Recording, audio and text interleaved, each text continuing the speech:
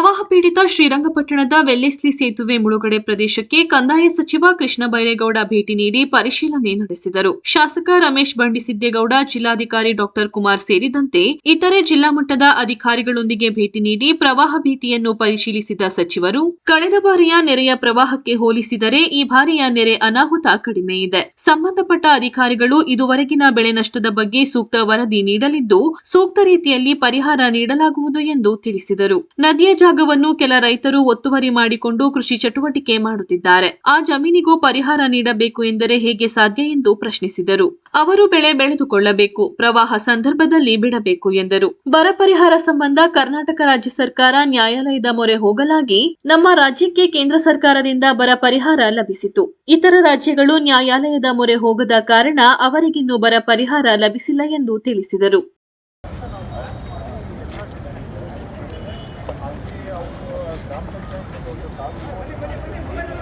ಈ ಕಡೆ ಬಂದಪ್ಪ.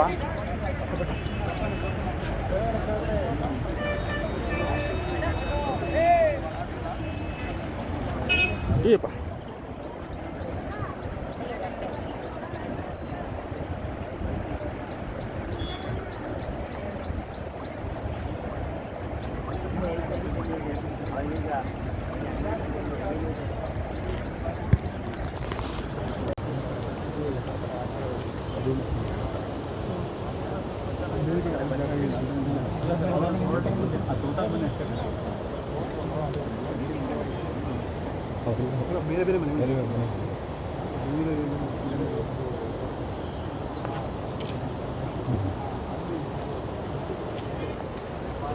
ಮೊಬೈಲ್ ಅವರೇ ಒಂದು ಸ್ವಲ್ಪ ಹಿಂದೆ ಬಂದು ಹಿಂದೆ ಬಣ್ಣ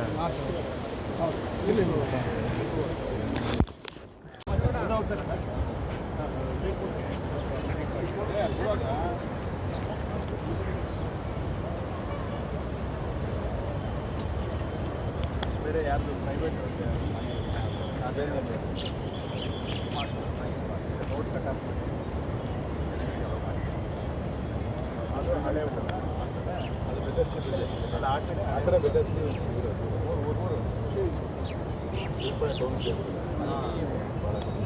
ಎರಡು ಮನೆಗಳಿಂದ ಮಾಡಿದ್ರೆ ಎಲ್ಲಿದ್ದಾರೆ ಅವರಿಗೆ ರಿಲೇಷನ್ ಅಲ್ವಾ?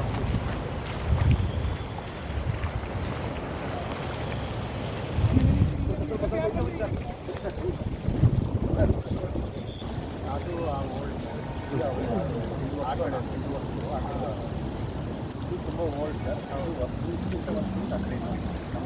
ಈಗ ಸ್ವಲ್ಪ ಸರ್ ಈ ಗೇಟ್ ಸರ್ ನೆಕ್ಸ್ಟ್ ಗೇಟಲ್ಲಿ ಸರ್ ಸಾಹೇಬ್ರು ಸ್ವಲ್ಪ ಹೊರಗಡೆ ಹೋಗ್ಬೋದು ಸರ್.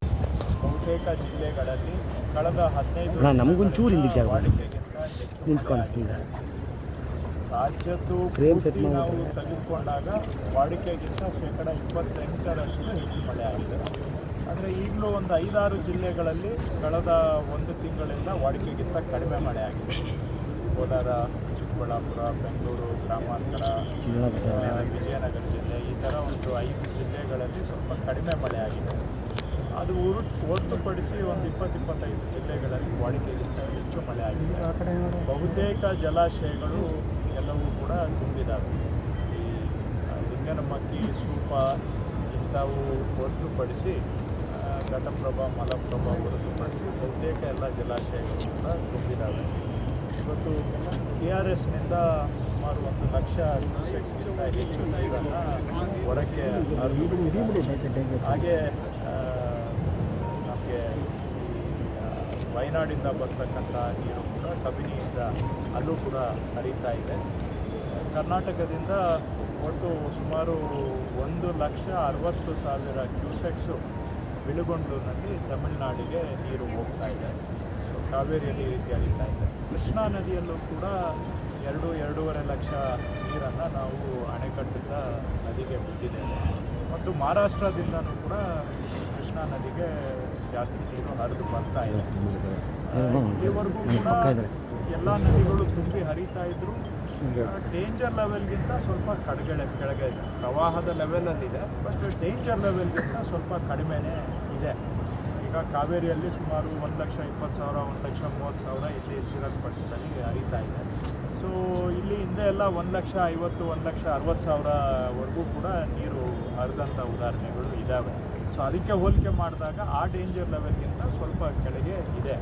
ಸ್ವಲ್ಪ ಇವತ್ತು ಮಳೆ ಬಹುತೇಕ ಕಡೆ ಸ್ವಲ್ಪ ಬ್ರೇಕ್ ಕೊಟ್ಟಿರೋದ್ರಿಂದ, ವಿರಾಮ ಕೊಟ್ಟಿರೋದ್ರಿಂದ ಪರಿಸ್ಥಿತಿ ಸುಧಾರಣೆ ಆಗ್ಬೋದು ಅಂತ. ಈ ಹಿನ್ನೆಲೆಯಲ್ಲಿ ನಾನು ಈಗಾಗಲೇ ಬೆಳಿಗ್ಗೆ ಹೇಮಾವತಿ ನದಿ, ಹೊಳೆ ನರಸೀಪುರ, ಇಲ್ಲಿ KR ಪೇಟೆ ಮತ್ತು ಶ್ರೀರಂಗಪಟ್ಟಣ ಇಂಥ ಪ್ರದೇಶಗಳಿಗೆ ಭೇಟಿ ಕೊಟ್ಟು ಜಿಲ್ಲಾಡಳಿತಗಳನ್ನು ಚುರುಕು ಮೂಡಿಸಿ ಏನೂ ತೊಂದರೆ ಆಗದಾಗೆ ಮುನ್ನೆಚ್ಚರಿಕೆ ಕ್ರಮಗಳನ್ನು ತೆಗೆದುಕೊಳ್ಬೇಕು ಅಂತೇಳಿ ನಾನು ಈ ಭಾಗದಲ್ಲಿ ಇವತ್ತು ಪ್ರವಾಸವನ್ನು ಹಮ್ಮಿಕೊಂಡಿದ್ದೇನೆ. ಮುಂದಿನ ವಾರ ಹಾಗೇನೆ ಕೃಷ್ಣ ನದಿ ಭಾಗದಲ್ಲೂ ಕೂಡ ಮುಂದಿನ ವಾರ ಪ್ರವಾಸವನ್ನು ಹಾಕಿಕೊಂಡು ಅಲ್ಲಿನೂ ಕೂಡ ಜಿಲ್ಲಾಡಳಿತ ಚುರುಕು ಮೂಡಿಸುವಂಥ ಕೆಲಸವನ್ನು ಮಾಡ್ತಾ ಇದ್ದೇವೆ. ಇದ್ದಾಗ ಪಕ್ಕದಲ್ಲಿ ರೈತರು ಉಳುಮೆ ಮಾಡ್ಕೊಂಡು ಬರೋದು ನಮ್ಮ ರಾಜ್ಯದ ಎಲ್ಲ ಭಾಗಗಳಲ್ಲೂ ಕೂಡ ಇದೊಂದು ವಾಡಿಕೆ ಆಗಿಬಿಟ್ಟಿದೆ. ಸರಿ ತಪ್ಪು ಅಂತ ನಾನು ಹೇಳೋದಕ್ಕೂ ಈಗ ಏನಾಗುತ್ತೆ, ನೀರು ಖಾಲಿ ಆದಾಗ ರೈತರು ಹಂಗೆ ಉಳುಮೆ ಮಾಡಿಕೊಂಡು ಒಂದು ಬೆಳೆ ತಗೋತಾರೆ, ಮತ್ತು ನೀರು ಬಂದಾಗ ಹಿಂದಕ್ಕೆ ಹೋಗ್ತಾರೆ. ಇದು ಕಾನೂನಾತ್ಮಕವಾಗಿ ತಪ್ಪೇ. ಆದರೆ ರೈತರು ಕೇಳಿದ್ರೆ ಹೇಳ್ತಾರೆ, ಖಾಲಿ ಜಮೀನಲ್ಲಿ ನಾನು ಉತ್ಕೊಂಡು ಬಿತ್ಕೊಂಡ್ರೆ ನಿಮಗೇನು ತೊಂದರೆ ಅನ್ನೋ ಥರ ರೈತರು ಕೆಲವರು ಮಾತಾಡ್ತಾರೆ. ಆದರೆ ನೀವು ಹೇಳ್ದಾಗೆ ಇದರಲ್ಲಿ ಅಂಥ ಕಡೆಯೂ ಕೂಡ ನಾಳೆ ಬೆಳೆ ಹಾನಿ ಆಯಿತು, ಪರಿಹಾರ ಕೊಡಿ ಅಂತ ಕೇಳೋ ಸಾಧ್ಯತೆಗಳಿರ್ತವೆ. ಅಥವಾ ಅಲ್ಲಿ ಯಾರನ್ನ ವ್ಯವಸಾಯ ಮಾಡೋಕ್ಕೆ ಹೋಗಿ ನೀರಿಗೆ ಸಿಕ್ಕಾಕೊಂಡು ಪ್ರಾಣ ಕಳ್ಕೊಳ್ಳೋವಂಥ ಸಾಧ್ಯತೆಗಳಿರ್ತವೆ. ಇವೆಲ್ಲ ಇರೋದು ಮಾಡಬಾರದು. ಆದರೂ ಕೂಡ ರೈತರು ಖಾಲಿ ಇದ್ದಾಗ ಅಕ್ಕಪಕ್ಕದವರು ಸ್ವಲ್ಪ ಒತ್ತರಿಸ್ಕೊಳ್ಳೋದಿಲ್ಲ, ಒಂದು ಬೆಳೆ ಇಟ್ಕೋತಾರೆ. ನೀರು ಬಂದಾಗ ಮತ್ತೆ ಹಿಂದಕ್ಕೆ ಹೋಗ್ತಾರೆ. ನಾನು ಅವರಲ್ಲಿ ಮನವಿ ಮಾಡ್ತೀನಿ, ಇದು ಒಳ್ಳೆ ಕ್ರಮ ಅಲ್ಲ ಅನ್ನುವಂಥದ್ದನ್ನು ಅವರು ಕೂಡ ಅರ್ಥ ಮಾಡ್ಕೋಬೇಕು. ಆದರೂ ಕೂಡ ಈಗ ಇಲ್ಲಿವರೆಗೂ ಕೂಡ ನಾನು ಹಿಂದಿನ ವರ್ಷಗಳಿಗೆ ಕಂಪೇರ್ ಮಾಡಿದೆ. ಹಿಂದಿನ ವರ್ಷಗಳಿಗೆ ಹೋಲಿಕೆ ಮಾಡಿದಾಗ ಈಗ 2022-23ರಲ್ಲಿ ಸುಮಾರು 12,49,000 ಹೆಕ್ಟೇರಷ್ಟು ಡ್ಯಾಮೇಜಸ್ ಆಗಿತ್ತು. ಇವತ್ತಿನ ನಮ್ಮ ವರದಿ ಪ್ರಕಾರ ಒಂದು 3,000 ಹೆಕ್ಟೇರ್ ಡ್ಯಾಮೇಜ್ ಇದೆ. ಹಾಗೆ 2022-23ರಲ್ಲಿ ಒಂದು 249 ಜನ ಪ್ರಾಣವನ್ನು ಕಳ್ಕೊಂಡಿದ್ರು ಈ ಮಳೆ ಹಾನಿಯಿಂದ. ಈಗ ಈ ವರ್ಷ ಇಲ್ಲಿವರೆಗೆ 43 ಜನಕ್ಕೆ ಹಾನಿ ಆಗಿದೆ. ಈ ಥರ ಸದ್ಯಕ್ಕೆ ಇನ್ನೂ ಹಿಂದಿನ ವರ್ಷಗಳಿಗೆ ಹೋಲಿಕೆ ಮಾಡಿದಾಗ ಇನ್ನೂ ಹತೋಟಿಯಲ್ಲಿ ಇದೆ. ಆದರೆ ನಾವು ಭಾಳ ಎಚ್ಚರಿಕೆಯಿಂದ ಇರಬೇಕು. ಎಲ್ಲೆಲ್ಲಿ ಏನೇನಾಗುತ್ತೆ ಹೇಳೋಕ್ಕಾಗಲ್ಲ. ಎಲ್ಲೋ ಒಂದು ಕಡೆ ಸಡನ್ನಾಗಿ ಮಳೆ ಬಂದು ತೊಂದರೆ ಆಗುವಂಥ ಸಾಧ್ಯತೆಗಳಿರ್ತವೆ. ಆ ಕಾರಣಕ್ಕಾಗಿ ನಾವು ಜಿಲ್ಲಾಡಳಿತಗಳನ್ನು ಸ್ವಲ್ಪ ಚುರುಕು ಮೂಡಿಸಬೇಕು ಅನ್ನೋ ಕಾರಣದಿಂದ ನಾವು ಸ್ವಲ್ಪ ಫೀಲ್ಡ್ ಮೇಲೆ ಇದ್ದರೆ ಜಿಲ್ಲಾಡಳಿತ, ಸರ್ಕಾರ ಸ್ವಲ್ಪ ಎಚ್ಚೆತ್ತುಕೊಂಡು ಕೆಲಸ ಮಾಡ್ತದೆ ಅನ್ನೋದು ಇವತ್ತು ಭೇಟಿ. ಇನ್ನು ಯಾಕಂದರೆ ಹಿಂದಿನ ವರ್ಷಗಳಷ್ಟು ಏನು ಡ್ಯಾಮೇಜ್ ಆಗಿಲ್ಲ. ಅದಕ್ಕೆ ನಿಮಗೆ ನಂಬರ್ ಕೊಟ್ಟೆ. ನಾನು ಸುಮ್ಮನೆ ಹೇಳೋದಕ್ಕಿಂತ ನಂಬರ್ ಸಮೇತ ಹೇಳಿದ್ರೆ ನಿಮಗೆ ಗೊತ್ತಾಗುತ್ತೆ ಅಂತ. ಬಟ್ ಏನೇ ಆದರೂ ನಾವು ಅಲರ್ಟ್ ಆಗಿರಬೇಕು. ಈಗ ನದಿಯಲ್ಲಿ ಒಂದೊಂದು ಸತಿ ಸಡನ್ನಾಗಿ ನೀರು ರೈಸ್ ಆಗಿ ತೊಂದರೆ ಆಗುತ್ತೆ. ಅದರಲ್ಲೂ ನಾನು ಕೆಲವ್ರಿಗೆಲ್ಲ ಹೇಳಿದ್ದೇನೆ, ದಯವಿಟ್ಟು ಇಂಥ ಸಂದರ್ಭದಲ್ಲಿ ಒಳಗೆ ಇಳಿಯೋದು, ಮೀನು ಹಿಡಿಯೋಕ್ಕೆ ಹೋಗೋದು, ಈಜಕ್ಕೆ ಹೋಗೋದು, ಸೆಲ್ಫಿ ತೊಗೊಳಕ್ಕೆ ಹೋಗೋದು, ಇದರಿಂದ ಸುಮಾರು ಜನ ಈಗ ಹಂಗೆ ಆಗಿದೆ. ಹಾಗಾಗಿ ಅದಕ್ಕೆ ಇಂಥ ಸಂದರ್ಭದಲ್ಲಿ ಭಾಳ ಎಚ್ಚರಿಕೆಯಿಂದ ಇರಬೇಕು ಅಂತ ಜನಗಳಲ್ಲೂ ನಾನು ಮನವಿ ಪರಿಹಾರ ಇಲ್ಲ.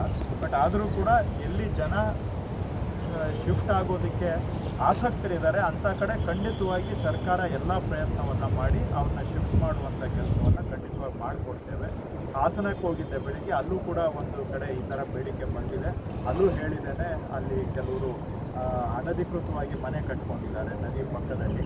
ಅವರು ಕೂಡ ನಾನು ಅವ್ರಿಗೂ ಹೇಳಿದೆ, ನೋಡಿ ನೀವು ಶಿಫ್ಟ್ ಆಗೋಂಗಿದ್ರೆ ನಾನು ಏನು ಬೇಕೋ ಮಾಡಿಕೊಡ್ತೀನಿ, ಅಲ್ಲಿ ಸೈಟು ತೊಗೊಂಡ್ಬಿಟ್ಟು ಇದೇ ಮನೆಯಲ್ಲೇ ವಾಸ ಮಾಡುವಾಗಾದರೆ ಇದು ಸುಮ್ಮನೆ ಸರ್ಕಾರಕ್ಕೂ ಕೆಟ್ಟ ಹೆಸರು, ನಿಮಗೂ ತೊಂದರೆ ಆಗುತ್ತೆ. ಯಾಕಂದರೆ ಯಾವಾಗ ನೀರು ಯದ್ವಾ ಆಗಿ ಮನೆ ಕೊಚ್ಕೊಂಡು ಹೋಗುವಂಥ ಪ್ರಸಂಗಗಳು ಆಗ್ತವೆ. ಒಟ್ಟಾರೆ ಜನ ಸಹಕಾರ ಸ್ವಲ್ಪ ಕೊಟ್ಟರೆ ಖಂಡಿತವಾಗಿ ಈಗ ಹಿಂದೆ ಕಳೆದ 10-12 ವರ್ಷದಲ್ಲಿ ಸುಮಾರು ರಿಹ್ಯಾಬಿಲಿಟೇಷನ್ ಆಗಿದೆ, ಪುನರ್ವಸತಿ ಆಗದೇ ಉಳಿದಿರುವಂಥದ್ದು. ಈಗ ಕೊಡಗಿನಲ್ಲಿ 1-2 ಊರಿದೆ, ಅವ್ರನ್ನ ನಾನು ರಿಹ್ಯಾಬಿಲಿಟೇಷನ್ ಮಾಡೋಣ ಅಂತ DC ಅವ್ರ ಹತ್ರ ಮಾತಾಡಿದೆ. ಅವ್ರು ಏನು ಹೇಳ್ತಾರೆ, ಈಗ ಲಭ್ಯ ಇರೋ ಜಮೀನು ಒಂದು 3-4 ಕಿಲೋಮೀಟ್ರ್ ದೂರ ಇದೆ. ಯಾಕಂದರೆ ಕೊಡಗಿನಲ್ಲಿ ತಮಗೆ ಗೊತ್ತಿರೋ ಹಾಗೆ ಎಲ್ಲ ಊರುಗಳಲ್ಲಿ ಸರ್ಕಾರಿ ಜಮೀನೇನು ಇಲ್ಲ. ಇರೋ ಜಮೀನು 4-5 ಕಿಲೋಮೀಟ್ರ್ ದೂರ ಇದೆ.